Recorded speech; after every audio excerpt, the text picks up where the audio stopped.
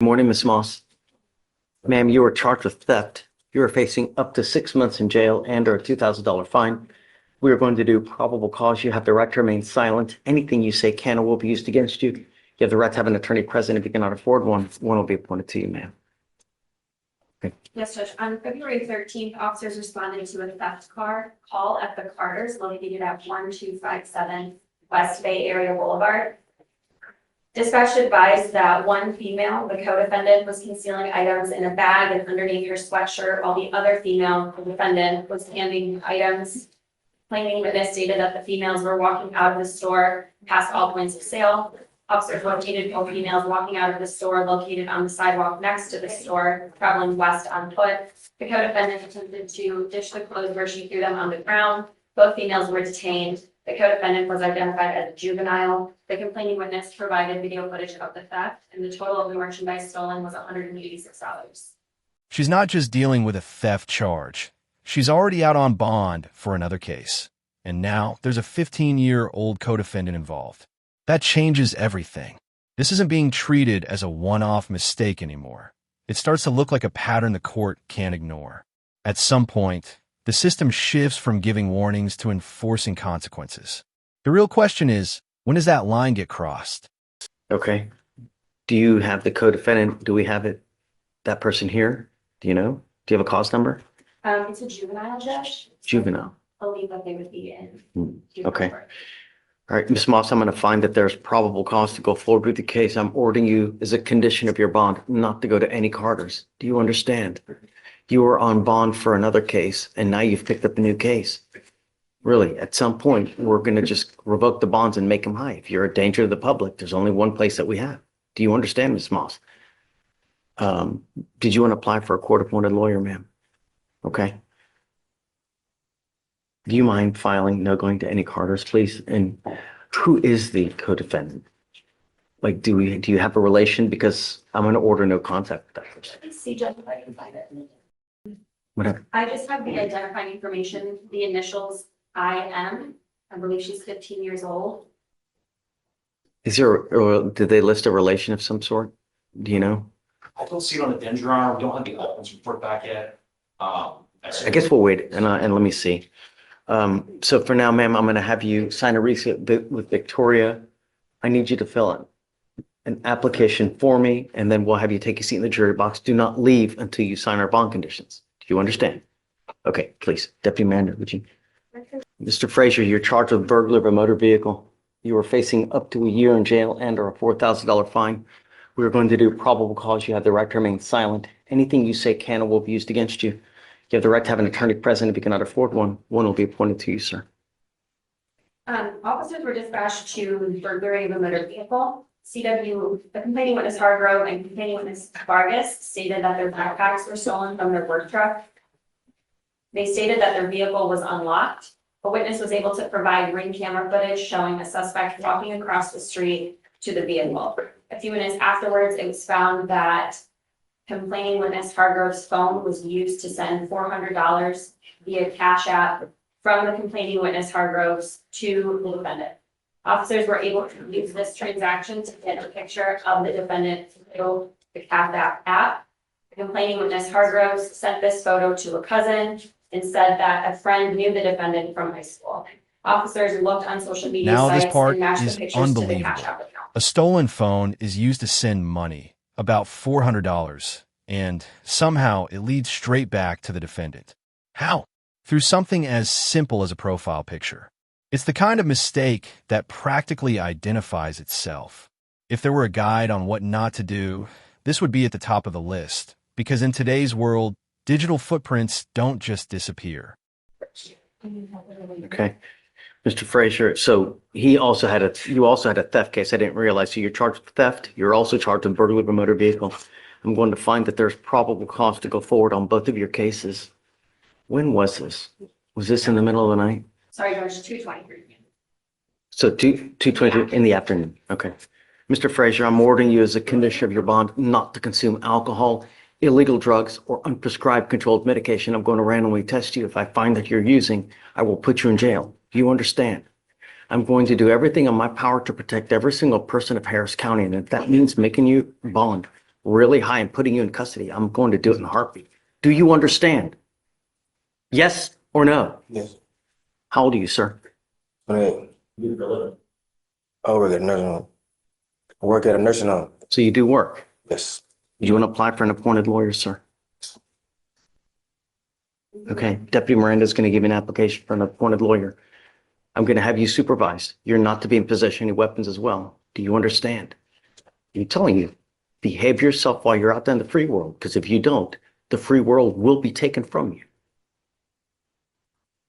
Mr. Frazier, I think that you make too much money to have a court-appointed lawyer. Do you not, where do you live at home with mom or dad, or who do you live with? Yeah, I mean, you make a lot of money and you have literally no expenses, so I can't really give you one. So what we'll do is we'll give you time to hire a lawyer, and then we'll have you sign a reset. There's a gajillion and one lawyers out there. It's getting on the phone, interviewing one, finding one that you like. 99% of lawyers will put you on a payment plan as you go. So you just a couple $100 here, there, however, like anything in life, you get what you pay for though, right? They're the Mercedes-Benz of lawyers, and then you got the Yugo of lawyers. So just be careful, all right? Don't be a danger to my city, man. You know what I mean? Really. All right, come on. Oh, he already? So I guess we need him to sign conditions. Right, so they'll just Okay, have- yeah, just take seat. We'll have two conditions, then you're gone. Yes, sir. How you doing this morning? I apologize for being late. It's okay. I'm Yes, glad sir. you made it. I'm just glad I was able to call and let you know because I was gonna come, no matter if I had to You're start here now. walking. That's what matters. Yes, sir. Amen. Tell me your last name again. Gary, Gary. My name. Stop. Don't, please. You have the right to remain silent. Exercise that right. I have a bunch of DAs here, and whatever you say, that they can try to use it against you. So that we'll talk here momentarily, and then I'll let you get out. But I just don't want you to say something that hurts you, So Miss Gary, you're charged with assault of a family member. You are facing up to a year in jail and or a $4,000 fine. We're going to do probable cause. You have the right to remain silent. Anything you say can and will be used against you. You have the right to have an attorney present. If you cannot afford one will be appointed to you, ma'am. Okay. On February 16th, 2025, within Harris County, Texas, officers were dispatched to a disturbance. The officers made contact with the defendant, who stated that she and the complainant were in a dating relationship. The defendant stated that she and the complainant were in a verbal argument when she stated that she did not like his comments. And the defendant stated that she assaulted him by punching, biting, and scratching him. The complainant stated that there was a physical altercation and that his injuries were in fact from the defendant. The officer observed several scratches, bite marks, and bruises on the complainant's body. What is the relationship? Do you know? They were in a dating relationship since October 1st, 2024.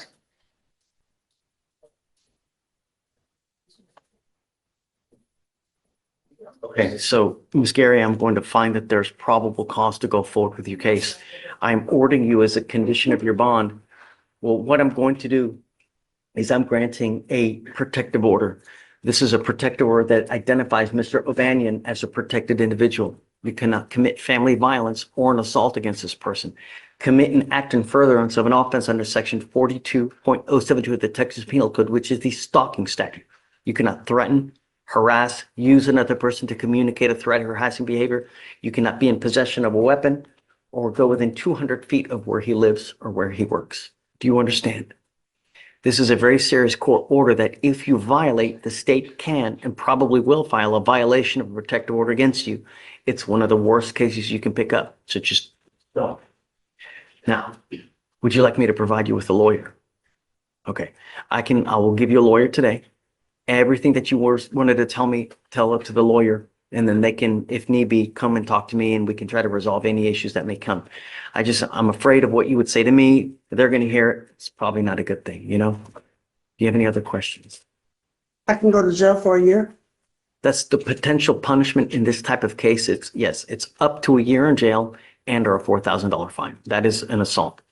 And this type of assault. Yes, sir. So, but that doesn't mean it's going to happen, It just the potential, that's all. Yes, sir. So I need you to fill out an application for me though. So Deputy Echegoyen is going to give me an application. I just need you to fill it out. Do not leave until you sign our bond conditions, and then I'll have you talk to a lawyer here. So am I still, do I have to pay anything on the PR bond? No, Okay, thank not paying you. anything. Thank you. Oh, well, they said I had a $90 court fee. Don't listen to them. God bless you, sir. Good morning, Mr. Guzman. Sir, you're charged with criminal trespass. You're facing up to a year in jail because of the deadly weapon paragraph. You're facing up to a year in jail and or a $4,000 fine. We are going to do probable cause. You have the right to remain silent. Anything you say can and will be used against you. You have the right to have an attorney present. If you cannot afford one, one will be appointed to you, sir. On February 2nd, 2025, at approximately 5:30 p.m., officer was dispatched to 1201 Spencer Highway in Harris County, Texas, for a criminal trespass. Upon arrival, officers made contact with the complaining witness, who stated that the defendant attempted to stab him with a knife in the parking lot. Officers attempted to make contact with the defendant, and the defendant began running north through a strip center and tried to hide behind the strip center. The officers told the defendant to get on the ground, and he continued to walk toward officers and refused to take his hands out of his pocket. The defendant was arrested. Officers retraced the defendant's path and located a knife. The defendant admitted to having the knife and stated several males tried to jump him in the parking lot. The defendant stated one male tried to stab him and he was defending himself. Officers spoke to the complaining witness again. They said that he was in the store purchasing items and the defendant was asked to leave by the employees in the store. Complaining witness stated that the defendant refused to leave and got into a verbal altercation with the employees. The defendant left, then waited outside in the parking lot and started asking people for money. The complaining witness told the defendant that employees had asked him to leave. The defendant pulled out a knife and brandished it in his hand and started walking towards the complaining witness. The complaining witness stated that there was about 25 feet between them. The witness saw the defendant walk towards the complaining witness. So he goes back into the store after he leaves and after they told him to leave. Yes. Okay. Mr. Guzman, I'm going to find that there's probable cause to go forward with your case. Let me tell you that you're lucky that you're not charged with multiple felonies as well as it is, you know? I am ordering you not to be in possession of weapons and not to go back to this place. Do you understand? Sure. If I find that you become a danger to my community, I only have one place for you, Mr. Guzman. You know, really. I already have an affidavit from Deputy Randall. All right, so what I'm going to do is I'm going to have you go sign a receipt with Victoria. We'll have you take a seat in the jury box. I'm going to find your lawyer here momentarily. Do not leave until you sign our bond conditions. Sir. You have missed court once. This is your second PR bond that they gave you. You will not get another one. If you miss court again, I'm telling you, your bond will, no more PR bonds. Do you understand? Thank you I'm for giving you a lawyer. All you need to do is stay out of trouble. Make wise decisions. Sir, could I say, No, I just want to thank you for, Just, I called last week when I was supposed to come. I had a car problem. I didn't even think, thank you for giving me the second chance on the PR bond. You know, and I mean, it was, I called, but I understand. you're out. All I'm asking you to do is make good decisions. Yes, sir. Yes, sir. Yes, sir. I understand, sir. Give you a lawyer here momentarily. Just, all right. All right. Hang tight. Let me have you sign the reset and then we'll have you go back. Thank you, sir. All right. All right, then, next is case 6. So no weapons, no Harrison, going back. Come on up. Good morning, Mr. Murdoch. Sir, you're charged with driving while intoxicated. You are facing up to 6 months in jail and or a $2,000 fine. We are going to do probable cause. You have the right to remain silent. Anything you say can and will be used against you. You have the right to have an attorney present. If you cannot afford one, one will be appointed to you, sir. On February 16th, officers observed a blue Kia Forte at the 6300 Antoine Drive. The officers observed the vehicle make a U-turn where there's a prohibited U-turn sign. A traffic stop was initiated. Officers had previously observed this vehicle pulling out of a known after-hours bar located at 6314 Antoine Drive, Harris County, Texas. The defendant was a driver. Officers observed blood. Then you have a completely different kind of case. Driving with an open container, failing sobriety tests, and a BAC of 0.19, more than twice the legal limit. The judge's reaction says everything. At that point, there's no patience left, no room for excuses. It's not just frustration, it's a final warning. The tone makes it clear. The next step won't be another lecture. It'll be consequences. Eyes from a strong odor of alcoholic beverage. The defendant admitted to drinking 2 Bud Lights. Standard field sobriety tests were performed. 6 out of 6 HGN, 1 out of 4 one-leg stand, and 4 out of 8 walking turn. The officer observed a 12-ounce Bud Light bottle of beer that was open and about 3/4 full upon an inmate. Drinking in the car while driving. There were also 2 unopened shooters in the console. The defendant consented to breath. CAC came back as 0.112 and 0.109. I missed the basis for the stop. Can you tell me that one more time? They saw the vehicle perform a U-turn in an area where the U-turn was prohibited. Okay. Mr. Murdoch, I'm going to find that there's probable cause to go forward with your case. I would figure that it was damn elementary that you're not to have alcohol in the car while you're driving. I am now taking away your privilege to drive. You were not allowed to drive. You will be signing an affidavit with me today promising me you're not going to drive. And I don't give a rat's behind what your excuse is if there's a burning building and you have to save 50 children. Do you understand? Every time you drive, it's punishable by up to 6 months jail and a $500 fine.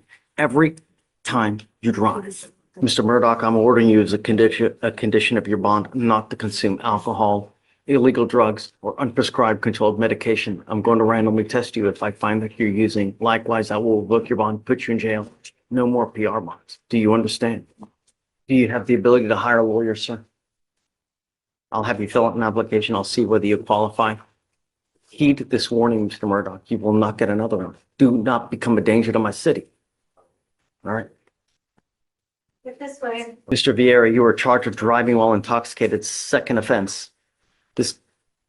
We are going to do probable cause. You have the right to remain silent. Anything you say can and will be used against you. You have the right to have an attorney present. If you cannot afford one, one will be appointed to you, sir. On March 24th of 2023, officers observed a dark sedan stopped at the light traveling westbound on Washington Street. And when the light turned green, the officer began to go in the motor vehicle. A black BMW almost struck the patrol vehicle on Shepherd Drive, causing the officer to hit the brakes. The motor vehicle then proceeded to drive southbound in North Shepherd, driving down a one-way street. A traffic stop was conducted. The officers approached the vehicle and observed a mild odor of alcoholic beverage coming from the vehicle and an open liquor bottle on the floorboard behind the passenger seat. The defendant was identified as Christopher Vieira. The defendant was observed to have bloodshot eyes and slurred speech. The defendant stated that he had not been drinking and he was just driving around. As officers were conducting the walk and turn, the defendant stated he had surgery on his foot/leg when he was a baby and that something was wrong with him. HGN, 6 out of 6 clues, walk and turn, 5 out of 8 clues, and a one-leg stand, 2 out of 4 clues. During an inventory search, the officers found that open Espolon tequila bottle. The DXT was red and the defendant consented. The rough results were 0.133 and 0.1. We've had a lot of issues with Mr. Vieira. And this case is now 700 days old. Take a seat for me in the jury box. Let's wait for his lawyer to get here. Good morning, Ms. Wells. Ma'am, you're charged with driving while intoxicated. It's elevated to a Class A misdemeanor because of the high blow, so you were facing up to a year in jail and or a $4,000 fine. We're going to do probable cause. You have the right to remain silent. Anything you say can and will be used against you. You have the right to have an attorney present. If you cannot afford one, one will be appointed to you, ma'am. On February 15th, officers were dispatched by the Harris County Transit Authority dispatch to a reckless driver in the 5200 block of South End Houston Tollway. Officers observed the vehicle failed to maintain a single lane and nearly strike 3 different vehicles. A traffic stop was initiated. Officer observed slurred speech and disheveled clothing. The defendant admitted to drinking. SFSTs were performed. 6 out of 6 HDN with verbal nystagmus. Officer was not able to conduct the walk and turn in the one-leg stand due to being unable to maintain her balance. The defendant consented to breath. Came back as a 0.296 and 0.297. Any priority WIs? Ms. Wells,